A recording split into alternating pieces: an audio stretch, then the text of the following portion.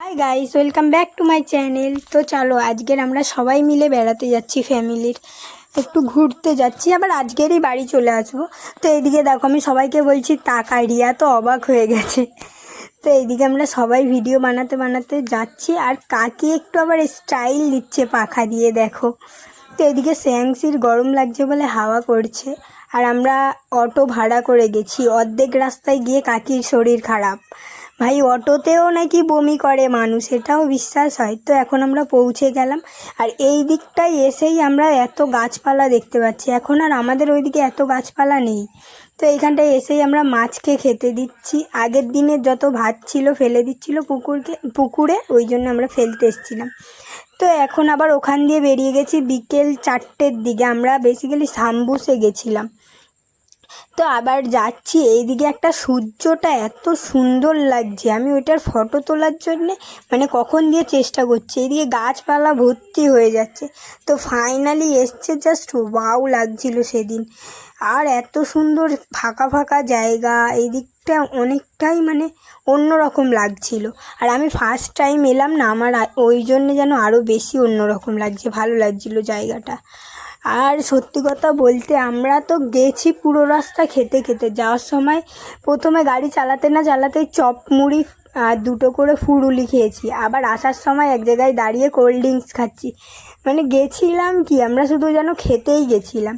আর আমি কোনো কিছু খাবো, সেটা আবার আমার গায়ে পায়ে পড়বে না তাও হয়। আমি যখনই কোথাও যাই আমার প্যান্টে কিছু না কিছু দাগ লেগে যায়। সেখানটায় কাকা দাঁড়িয়ে আছে, কাকাই সবাইকে স্প্রাইট খাইয়েছিল।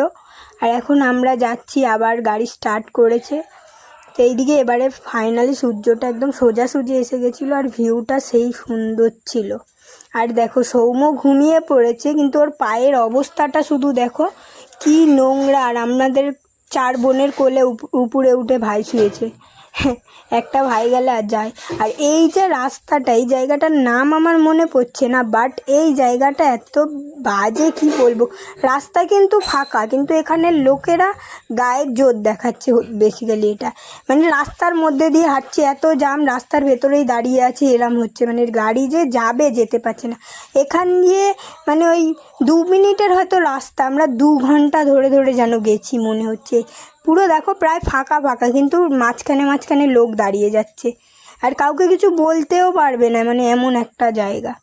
ফাইনালি ওখান দিয়ে বেরিয়ে এসে একটু দাঁড়ানো হলো। পা হাত পা সবার মানে ব্যথা হয়ে গেছে বসে বসে, একটু পাটা ছাড়ানোর জন্যই আর কি দাঁড়ানো হয়েছিল। তারপর আবার ট্রেন আসছিল বলে গাড়ি দাঁড়িয়ে গেল। অনেক টাইম লেগেছে এখান দিয়ে যেতে। তো ফাইনালি হেভি লাগছিল এই ট্রেনটা যখন যাচ্ছিল সামনে দিয়ে। তো চলো এখন আবার যাওয়া যাক। কাকা আমার মা সবাই আবার নিচে লেবে দাঁড়িয়ে দেখছিল, এখন ওরাও উঠে পড়লো। তো চলো যাওয়া যাক। যেতে যেতে তো বাড়িতে ওই 8টা বেজে গেছিলো, 8:30। আর ঘর দিয়ে বেরিয়েও ছিলাম আমরা 8:30টার দিকে। মানে যেরম টাইমে বেরিয়েছি সেরম টাইমেই আর কি পৌঁছেছি। সারা দিনের ব্যাপার হয়ে গেছিলো।